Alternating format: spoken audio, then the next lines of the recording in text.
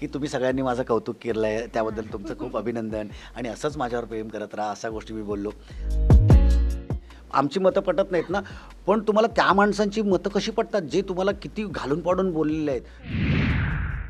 दुनियेला सगळे house duties असायच्या. Cleaning, hall cleaning, bedroom cleaning, garden cleaning, washroom cleaning, की जेवण बनवणं, भांडी घासणं, हां, हे सगळी एवढी वेगवेगळी कामं होती आणि हिच्या वाट्याला फक्त अरबाजची ड्युटी आली किंवा हिची ड्युटी आली. हॅलो एव्हरीवन, मी आहे भाग्यश्री कदम आणि तुम्ही मला पाहता टेलीचक्कर रिजनलमध्ये. आणि आज आपल्यासोबत आहेत पायडी दादा. मी पायडी दादा बोलले चालेल? बिग बॉसची जर्नी आता खतम होत आली आणि आपण बघतोय की ऑडियन्सची एक्साइटमेंट वाढत चालली आहे की कोण होणार फिनालेमध्ये विनर. पण काही ना काही होप्स होते की पॅडी दादा ही फिनालेपर्यंत पोहोचणार, पण अनफॉर्च्युनेटली ते बिग बॉसच्या घरातून इविक्ट झाले आहेत. तर चला जाणून घेऊया त्यांच्या जर्नीबद्दल आणि काय त्यांचं म्हणणं आहे बिग बॉसच्या पूर्ण ह्या गेमबद्दल. नमस्कार. एकतर एवढ्या लवकर एलिमिनेशन होईल असं वाटलं नव्हतं मला. आणि जाताना तर म्हणजे असं ठरवलं होतं की पूर्ण 100 दिवस काढायचे, पण नंतर तो शोच 70 दिवसांवर आला, तर म्हटलं 70 दिवस तर पूर्ण काढायचे. कारण जेव्हा आम्हाला समजलं तेव्हा 70 दिवसांचं आवाका असा तो आला होता, कमी झाला होता. खरंच वाटलं नव्हतं, कारण माझ्यापेक्षा पण एलिमिनेट होणारे काही सदस्य मला दिसत होते. पण हरकत नाही, बिग बॉस आणि म्हणजे वोटिंगचं जे तामझाम असतं, जे वेटेज पडतं त्या पद्धतीनं तुम्ही केलं जातं. बिग बॉसमध्ये आतमध्ये घरात जाताना कुठल्या गोष्टी ठरवून गेलो नव्हतो की मी ह्या गोष्टी करायच्यात नाही, त्या गोष्टी करायच्यात. मी जसा आहे तसा जाईन, तसा तिथे खेळेन आणि तसाच्या तसा मी बाहेर येईन. तर त्या गोष्टीचा मला नक्कीच आनंद आहे की मी कुठलीही गोष्ट न ठरवता मी एक छान माणूस म्हणून मी आतमध्ये गेलो होतो, छान माणूस म्हणून मी सगळ्यांसमोर प्रेझेंट झालो आणि छान माणूस म्हणून मी घराच्या बाहेर आलो. त्याच्यामुळे मला बाहेर आल्याच्या नंतर कुठल्या गोष्टीचं दुःख किंवा सल वाटत नाही. एक बारीकसं वाटतं की अजून एक फिनालेचा एक वीक होता, तो करता आला असं, पण हरकत नाही. ज्या पद्धतीनं बाहेर लोक माझ्यासाठी बोलत आहेत की हळहळत आहेत किंवा आणखीन वाईट वाटतं आहे त्यांना, तर त्या पद्धतीनं मी जिंकलो आहे असं मला फील आहे. पॅडी दादा, म्हणजे आम्ही तुम्हाला स्क्रीनवरती बघतोय, लोटपोट होतोय आणि अचानक अशी खबर येते की पॅडी दादा आता होतात बिग बॉसच्या घरामध्ये आणि स्क्रीनवरती तुम्ही दिसताय. पण ॲक्च्युली हा सवाल म्हणजे प्रश्न असा आहे की बिग बॉस असा शो आहे ज्याच्यामध्ये लढाई झगडा मस्ती मजाक पाहिजेच, अग्रेशन पाहिजे. इवन तुम्ही तुमचा तो रोल नाही आहे रिअल लाईफमध्ये, पण तसं पाहिजे. आणि आम्ही इमॅजिनही नव्हतं केलं आता पॅडी दादा कसं गेम खेळणार त्यामध्ये. तुम्ही काय विचार करून गेला होता आणि काय तुम्हाला फोर्स केलं की बिग बॉसच्या घरामध्ये जायचं? पहिला विचार तोच आला होता, अरे तिकडे तुम्ही जे कंटेस्टंट असतात ते भांडतात, ते मारतात, ते आदवा बोलतात, एकमेकांशी कॉन्ट्राव्हर्शियल स्टेटमेंट्स करतात आणि वाटेल ते सुरात लोकांशी बोलतात. तर म्हटलं तिथं आपलं कसा निभाव लागणार. पण मला माझं सिलेक्शन झाल्याच्यानंतर किंवा आमचं डन झाल्याच्यानंतर एक गोष्ट होती की म्हटलं आत्तापर्यंत जो पॅडी कांबळे लोकांनी बघितलेला नाही आहे, म्हणजे ॲक्शन आणि कट याच्यामधला पॅडी कांबळे लोकांनी बघितलेला आहे, किंवा पडदा उघडल्याच्यानंतर एक 3 तासाचा प्रयोग, पडदा संपल्याच्यानंतर पॅडी कांबळे काय करतो, तर त्याच्या नॉर्मल आयुष्यात पॅडी कांबळे काय, एक माणूस म्हणून मी स्वतःला तिथे पोर्ट्रे करण्याचा प्रयत्न केला. जो माणूस थोडासा सुरुवातीला जरा गडबडला होता, पहिला आठवडा थोडासा चाकपडत होता, पण जसा सूर गवसल्याच्यानंतर एखाद्या गोष्टींसाठी स्टँड घेणं, तुम्ही चुका झाल्यात त्यांना समजून सांगणं, चांगल्या गोष्टी जर होत नसतील तर त्या काही सदस्यांना सांगणं, तर ह्या गोष्टींवर मी स्टँड घेत गेलो आणि मग तो सूर उत्तम सापडला, खेळायला लागलो उत्तम. मी लहानपणी जे काही खेळ खेळत होतो किंवा ज्या काही गोष्टी नाटकात असताना मी काही गोष्टीचा वापर करतो एक स्लॅपस्टिक कॉमेडी करण्यासाठी, तर त्या गोष्टी मला तिथे खूप फायद्याच्या पडल्या.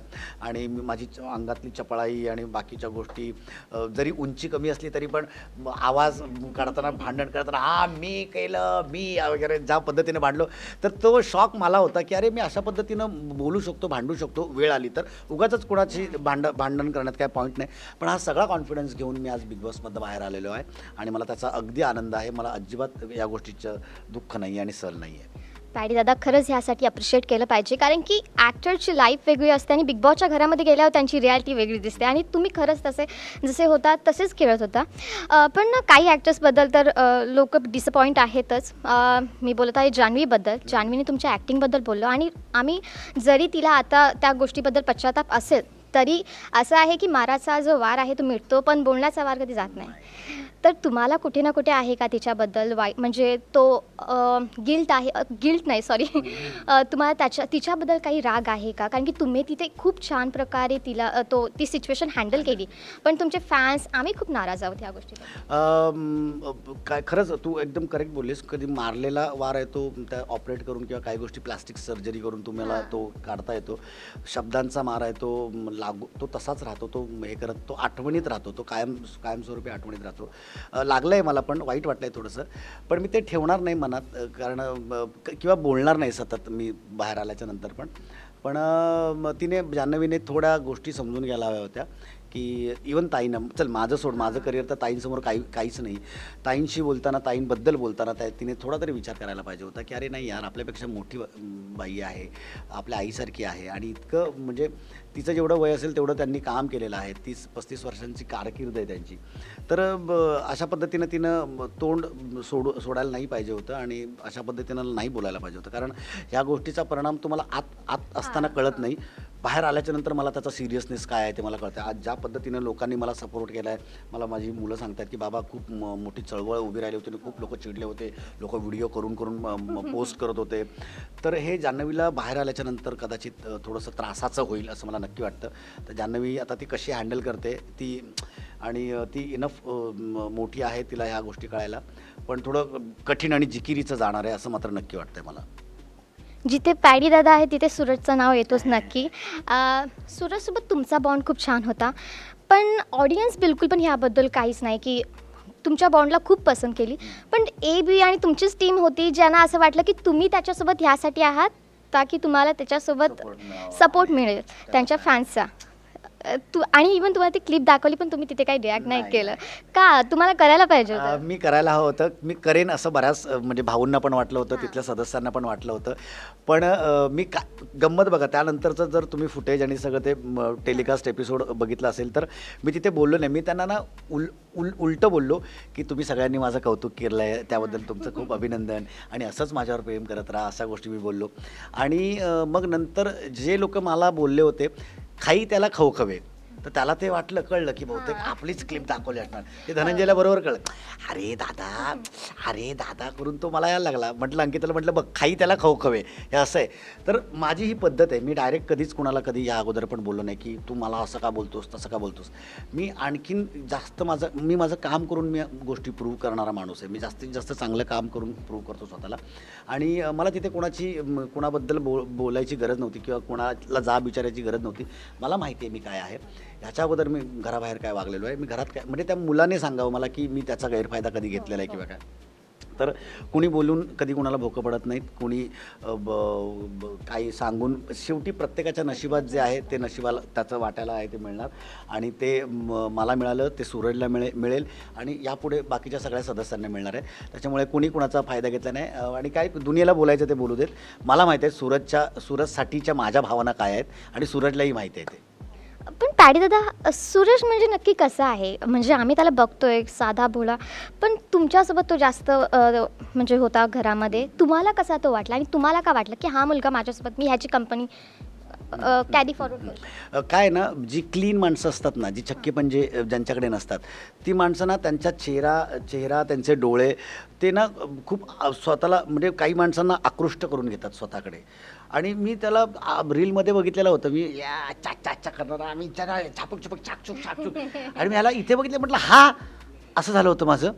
पण म्हटलं बिग बॉसने सिलेक्ट केलं आहे म्हटल्याच्यानंतर काहीतरी याच्यामध्ये त्यांनी बघितलं असणार, म्हणून तो इथे आहे. म्हटलं बघूयात काय होतं आहे ते. आणि जसं मी त्याच्याशी बोलायला लागलो तर तो हां दादा, मी मोडवं गाव आहे माझं आणि मी नाही. म्हटलं हा तिथला वेगळा आहे, रीलमध्ये वेगळा असतो आणि हा ॲक्च्युअलमध्ये वेगळा आहे.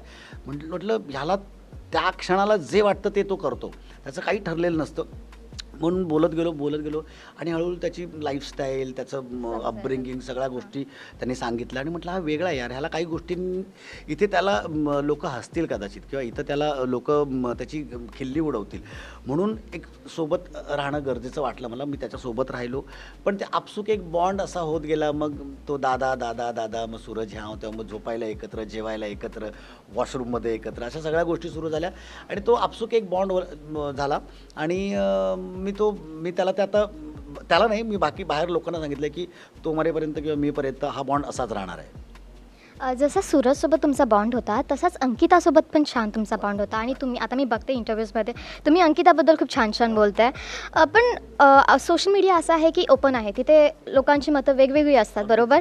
आणि काहींना वाटतं की ती सिंपती घेते, कधी कोकणचं तर कधी रडून तर कधी काही वेगळं करून ती जस्ट पुढे जात याचमुळे आहे. तर तुम्हाला असं वाटतं का की अंकिता आहे कशी?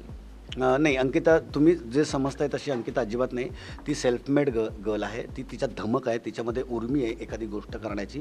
कारण कोकणातनं इथं म्हणजे मुंबईत येऊन कुठलेही बॅकग्राऊंड नाही, तुमच्या ओळखीतला माणूस नाही, तिथं स्वतः येऊन या सगळ्या गोष्टी आज एवढी मोठी मराठीतली का होईना पण एक रिजनल इन्फ्लुएन्सर म्हणून तिचं नाव आहे. मला तिथे गेल्याच्यानंतर तिच्याशी बोलताना या गोष्टी कळल्या, तिने काय काय गोष्टी केलेल्या आहेत त्या मला कळल्या. तर हे खूप मोठी गोष्ट असते. त्यामुळे तिला कोणाच्या म्हणजे सिंपतीची आणि कुठल्या गोष्टीची गरज नाही. ती इंडिव्हिज्युअल करेक्ट आहे आणि तिचं स्टँड करेक्ट आहे, तिचं खेळ करेक्ट आहे. जेव्हा जेव्हा आता काय आहे, कधी कधी ताकद लागत नाही, कधी कधी बिचारीचा आवाज पोचत नाही, मग कधी कधी वाईट वाटतं. एक मुलगी आहे, थोडंसं इमोशनल असतं, तिघी बहिणी आहेत, तर त्यामुळे कधी कधी तो इमोशनल कोशन तिचा असा ओपन होतो. पण ती सिंपती घेण्यासाठी डेफिनेटली नाही आणि ती देखील तिच्या मतांवर आणि तिच्या निर्णयांवर ठाम असते आणि ज्या गोष्टी तिने सांगितलेल्या आहेत त्या गोष्टी ती नक्की करणार. सूरजसाठी ज्या ज्या गोष्टी तिने ठरवल्यात किंवा बोललेल्या आहेत ती नक्की करणार, मला याबद्दल खात्री आहे. आणि ती सेल्फ मेड गर्ल आहे, ती खमकी पोरगी आहे आणि ती कमाल पोरगी आहे.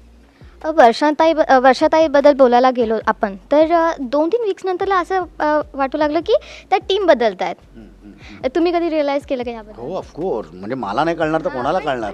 कारण जरा ग्रुपमधलं कोणी माणूस जरा बारीकसा चेंज झाला तेव्हा माझ्या लक्षात. तर मी वर्षाताईंना तेव्हा बोललो की वर्षाताई आपण एकदम तुम्ही अरबाज बिरबाज सोबत नका, तुम्ही एकट्या राहा, एकट्या खेळा, काय खेळायचं आहे ते. आमची मतं पटत नाहीत ना, पण तुम्हाला त्या माणसांची मतं कशी पटतात जे तुम्हाला किती घालून पाडून बोललेले आहेत तुमच्या करिअरवरनं, तुमच्या इंडिव्हिज्युअल वागण्यावरनं, तुमच्या बाकीच्या काय मुलांकडे येता आणि असं तसं. म्हणजे इतकं घाणघाण बोललेलं लोकांसोबत तुम्ही बसू कसे शकता आणि त्यांचे विचार तुम्हाला पटूच कसे शकतात, याबद्दल मी त्यांना बोललो. पण त्यांचं एक म्हणणं होतं की आमचं वागणं त्यांना पटलं नाही. मग त्या बोलल्या पण नाहीत आमच्याशी कधी की बाबा तुम्ही जे वागताय ते मला पटत नाही, तर मी जाऊन अरबाजसोबत बसते. तर काहीतरी डिस्कशन झालं असतं. म्हटलं ठीक आहे, हरकत नाही, तुम्हाला जो कॉल घ्यायचा आहे तो घ्या, पण तुम्ही चूक करताय, तुम्हाला नंतर जाणवेल म्हटलं. आणि त्या म्हटलं की हां मी विचार करते, मी याचा विचार करते, असं त्यांनी मला सांगितलं. आणि ते आता विचार करतायत माहीत नाही. आत्ता ह्या वीकमध्ये बिचुकले, राखी सावंत आले होते आणि कुठे ना कुठे असं ते वाटलं की विशाखा कोण, जेव्हा ते बोलले आणि तुम्ही ते खूप छान प्रकारे ते व्हिडिओ पण खूप व्हायरल होत आहे. अख्ख्या महाराष्ट्राला माहिती आहे विशाखा सुभेदारचं काम.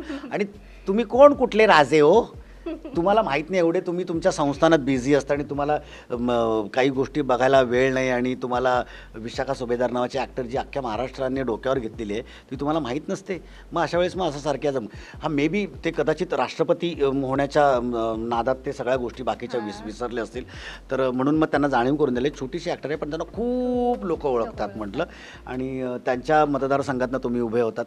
तर आपण कुठल्या मतदारसंघात आहोत, उभे राहतोय आणि त्या मतदारसंघात कोण कोण ॲक्टर्स आहेत किंवा कोण कोण नाववाली माणसं आहेत वेगवेगळ्या क्षेत्रातली, हे पण तुम्हाला माहीत नसतं. आणि तुम्ही त्या क्षेत्रात जाऊन मतदारसंघात जाऊन उभे राहता. काय करायचं तुमच्या हुशारीचं आणि काय करायचं तुमच्या बुद्धीचं, तल्लक बुद्धीचं. नक्कीच मी आता बघते की तुम्ही निक्की बदल ते हॅशटॅग सॉरी नाही बोलायचं पुल्ली हां ते बोलायचं तुम्ही म्हणजे बोला निक्कीबद्दल नाही. पण माझा असा प्रश्न आहे, थोडा डिफिकल्ट आहे, की तुम्हाला निक्कीबद्दल एक गोष्ट चांगली जी तुम्हाला आवडली? चहा फक्त उत्तम बनवायची, तेवढंच तिला येतं. आणि सकाळी उठून सगळं म्हणजे दुनियेला सगळे हाऊस ड्युटीज असायच्या. Cleaning, hall cleaning, bedroom cleaning, garden cleaning, washroom cleaning, जेवण बनवणं, भांडी घासणं, हां, हे सगळे एवढी वेगवेगळी कामं होती. आणि हिच्या वाट्याला फक्त अरबाजची ड्युटी आली किंवा हिची ड्युटी आली की ही फक्त सकाळचा चहा करणार, हीच हिची ड्युटी. तेवढंच एक गोष्ट. आणि बरं झालं म्हणजे कुठलं काम तिला दिलं नाही. एकदा मध्यंतरी शिक्षा म्हणून तिला ते भांडी घासायची कामं दिली होती, पण तिला चहा व्यतिरिक्त दुसरं काय करता आलं नाही. आणि अरबाजची गुलुगुलू गुलुगुलू करणं एवढंच तिला जमलं, बाकी काही तिला जमलं नाही. तेवढं एक बरं केलं तिने. पॅडी दादा, आम्ही तुमच्या नाटकामधून तर खूप सारे धडे घेतो आणि त्याच्यावरती काम देखील करतो. बिग बॉसच्या घरामध्ये तुम्ही 2 महिने जर्नी केली कंप्लीट. तुम्हाला असा कुठला धडा भेटला? खूप सारे चढ-उतार असतात बिग बॉसच्या घरामध्ये आणि त्या शोमध्ये टिकणं म्हणजेच खूप कठीण आहे. तुम्हाला काय त्याच्यामध्ये भेटलं? मग तिथे गेल्याच्यानंतर निर्णय घेण्याची क्षमता. कारण तुम्ही नाही घेतलीत तर तुम्ही नोवेअर होता, मग तुमच्याबद्दल लोक विचार नाही करत. निर्णय घेतल्याच्या नंतर निर्णयांवर ठाम राहण्याची क्षमता, तुम्ही ठाम राहणं आणि तुमच्यात बदल होऊ न देणं, माणूस म्हणून तुमच्यामध्ये बदल होता कामा नये, ह्या गोष्टी मी तिथे शिकलो आणि त्या गोष्टी मी पुढे जाऊन माझ्या आयुष्यात नक्की पाळणार आहे. थँक्यू पॅडी दादा, आम्हाला तुमच्यासोबत बोलून खूप बरं वाटलं. थँक्यू. आणि तुमच्या पुढच्या जर्नीसाठी बेस्ट विशेस. थँक्यू. थँक्यू. नमस्कार, मी पंढरीनाथ कांबळे आणि तुम्ही मला पाहताय टेलीचक्कर रिजनलमध्ये.